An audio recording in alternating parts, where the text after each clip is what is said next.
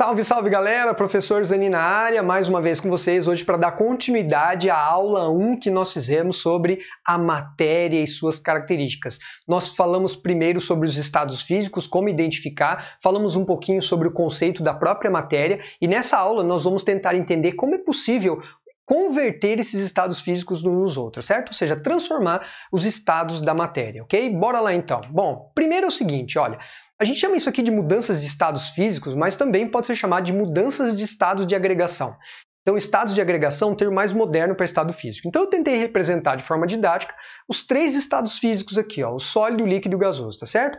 Então, se a gente considerar uma pressão constante, então vamos imaginar que uma pressão, a gente está fazendo esse experimento aqui lá ao nível do mar, tudo bem? A pressão de uma atmosfera. A ATM é o símbolo, né, que a gente usa para a atmosfera, no caso, uma unidade de pressão. 760 milímetros de mercúrio também seria uma forma de expressar essa mesma pressão, tudo bem? Então, os três estados físicos, a pressão constante, na próxima projeção você vai entender porque eu estou considerando a pressão constante, aliás, já vou contar um pouquinho, mas a pressão também é um fator que permite a mudança nesses estados físicos. Mas por hora nós vamos brincar com a temperatura, ok? Então se eu aumentar a temperatura, os processos serão ditos endotérmicos. Endo significa dentro, térmico, calor. Então daqui para cá, aumentando a temperatura, passando do estado sólido para o estado líquido para o estado gasoso, nós estamos falando de transformações de processos endotérmicos, processos que nós vamos precisar fornecer energia na forma de calor, beleza? A gente já sabe do dia a dia, né? Pensa na água como a matéria em questão. Então, a água sólida lá no congelador, você tira do congelador, ela começa a aquecer, passa para o estado líquido. Se você continuar aquecendo, ela passa para o estado gasoso. Então, esse é um processo endotérmico, beleza? Bom, primeiro, pelo nomezinho, ó, mudança do estado sólido para o líquido, fusão, do líquido para o gasoso, vaporização. Mas, professor, eu já ouvi outro termo aqui ao invés de vaporização. Sim, existem três formas de vaporizar. Nós podemos vaporizar por evaporação, que é um processo lento, né? Um processo que, por exemplo, na roupa no varal, da água dos rios, né? Da água do oceano, ela evapora, é um processo lento. E um processo um pouco mais rápido, que é a ebulição, e um processo muito rápido, que é a calefação. Não é muito específico porque nesse momento a gente não conceituou o ponto de ebulição. Mas para não ficar também muito vago essa ideia, vou contar uma coisinha. A água ela entra em ebulição como referência para que você tenha uma ideia um pouco mais específica, tá bom? A água entra em ebulição a 100 graus Celsius. Isto nesta pressão. É um dado que eu estou dando, você não precisa saber exatamente isso aí por hora, tudo bem? Então, a água entra em ebulição, ou seja, ela evapora desta forma, ela vaporiza dessa forma rapidamente, é quando faz bolhas, né, no meio do líquido, estoura aquelas bolhas, que a gente usa o termo ferver no dia a dia. Então, quando a água está fervendo, ela está em ebulição e a 1 atm ela faz isso a 100 graus Celsius. Então, qualquer processo de vaporização numa temperatura menor do que 100 graus Celsius é chamado de evaporação. E qualquer procedimento que tenha uma temperatura muito maior do que os 100 graus Celsius, que é o ponto de ebulição, a gente chama de calefação. Então, uma outra definição para essa distinção aqui, sem ser essa que é subjetiva, rápido, lento e muito rápido, é evapora numa temperatura menor que o ponto de ebulição, entre ebulição propriamente no ponto de ebulição e calefação é quando a temperatura em questão é muito superior ao ponto de ebulição, beleza? Bom, o processo contrário também acontece, só que ao invés de aquecer, nós vamos ter que fazer o quê? Resfriar. E aí nós vamos ter que tirar calor desses sistemas para ir para a esquerda. E tirar calor, liberar calor, nós usamos o termo exotérmico. Exo é fora, térmico, calor, calor para fora. Endotérmico, endo é dentro, calor para dentro, tudo bem? Então são processos exotérmicos da direita para a esquerda. O processo de mudança do gasoso para o líquido é chamado de condensação. Mas, professor, eu já ouvi outro termo. Qual termo você ouviu? Eu ouvi falar em liquefação. Ok. Nós também podemos liquefazer, ou seja, mudar do estado gasoso para o estado líquido, porém, a liquefação ela é feita por diferença de pressão. E como a gente está considerando a pressão constante, a mudança do gasoso para o líquido por diferença de temperatura é chamada de condensação, tudo bem? Então, tanto liquefação quanto condensação são mudanças do gasoso para o líquido, mas a liquefação é para quando a gente muda a pressão, sabe aqueles isqueiros transparentes? Você vê um líquido lá dentro, tudo bem? Mas você sabe que lá dentro foi colocado um gás. Como aquilo ali foi feito por pressão, quer dizer, colocaram muito gás num pequeno espaço, aquele processo ali foi de liquefação. Tudo bem? Então, a condensação do gasoso para o líquido e do líquido para o sólido, a solidificação. Então, assim, tem uma necessidade, é simples, mas é uma necessidade de saber o nomezinho pelo nomezinho. Então, vai estar dentro do contexto. Tipo, um exercício, o cara fala assim, durante a condensação, se eu não sei o que é condensação, eu não consigo resolver o problema, então é importante os termozinhos, tudo bem? E existe uma mudança, porque o estado líquido não é necessariamente um estado intermediário da matéria, em que o estado sólido pode passar direto para o gasoso e vice-versa. O nome dessa mudança do sólido diretamente para o gasoso e do gasoso diretamente para o sólido é chamado de sublimação. Alguns autores, atenção, do gasoso diretamente para o sólido usam o termo ressublimação. Mas de verdade é tudo sublimação, tudo bem? Bom, não é direcional o termo sublimação, é de um para o outro, mas de outro para um, mas eu já vi o termo ressublimação comumente, tá bom? Por exemplo, substâncias que sublimam, sabe a naftalina, umas bolinhas que é comumente colocada em armários para espantar traças, insetos, essas coisas? A naftalina, o gelo seco, que é o gás carbônico sólido, também sublima.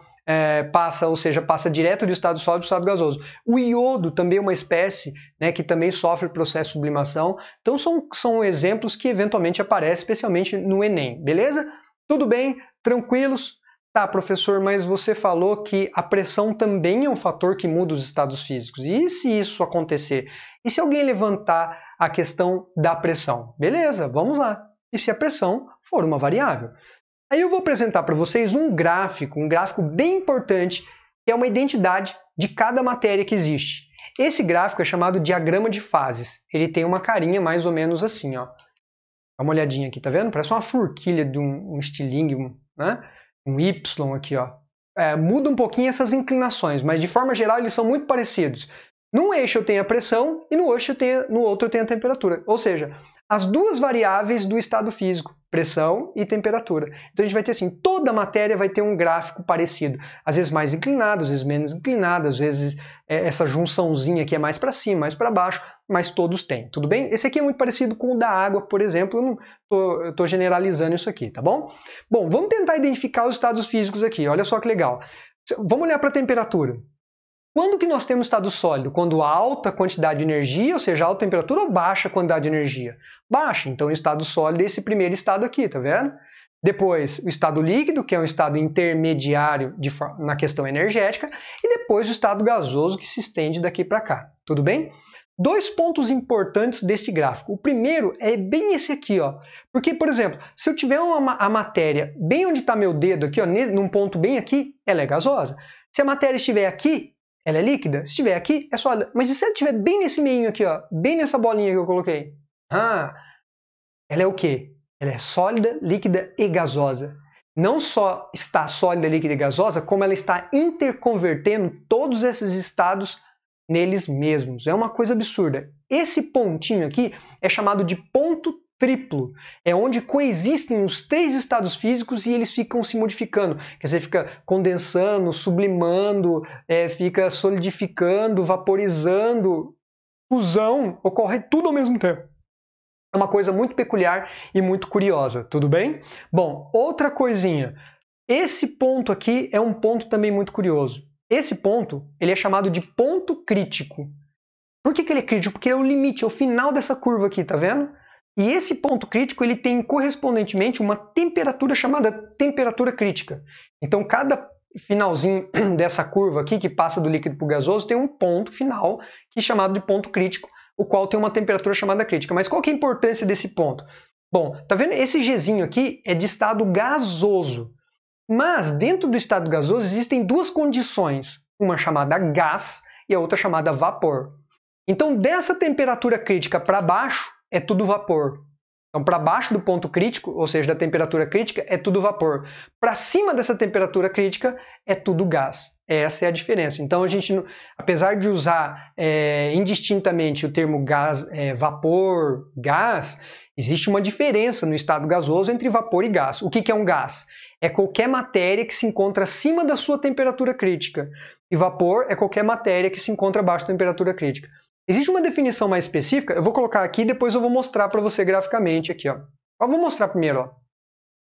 Se você pegar a matéria no estado de vapor, quer dizer, estado gasoso, mas na condição de vapor, e manter a temperatura constante, ó, e aumentar a pressão, esse eixo aqui é da pressão, não é? Então, se você aumentar a pressão, tá vendo que do estado gasoso você vai passar para o estado líquido? Condensação, né? Tipo, no caso, se você manter a temperatura constante pela pressão, é a liquefação que eu falei no slide anterior. Então, aumenta a pressão numa temperatura constante, o vapor sai do gasoso e vai para o líquido. Mas quando nós estamos acima da temperatura crítica, faça essa mesma análise aqui, ó. Pega um ponto aqui no estado de gás, tudo bem? No estado gasoso, na condição de gás, aumenta a pressão, pode aumentar, ó. Aumenta a pressão na temperatura constante aqui, e isso aqui nunca vai ficar líquido. Essa é a diferença, o conceito de gás e vapor cientificamente. Olha só, um gás não pode ser liquefeito, passar para o estado líquido, por uma compressão, ou seja, aumentar a pressão numa temperatura constante. Olha o que está escrito aqui, ó, ISO igual térmica temperatura. Então você não pode fazer o gás virar líquido com a temperatura constante. Já o vapor a gente consegue fazer isso aí. E o ponto importante é esse ponto crítico, porque ele vai nos informar a temperatura na qual ocorre essa distinção, que é a famosa temperatura crítica, certo? Tudo bem? Bom, espero que tenham entendido, espero que tenham gostado. Eu me despeço por aqui. Não deixe de seguir essa playlist de Química Geral, que ela está quentinha. Nós vamos falar sobre substâncias, misturas, homogêneo, heterogêneo, separação de misturas. E aí você vai ficar prontinho para fazer as suas provas, fazer vestibular, fazer Enem e tudo mais, certo? Tchau, tchau, queridos.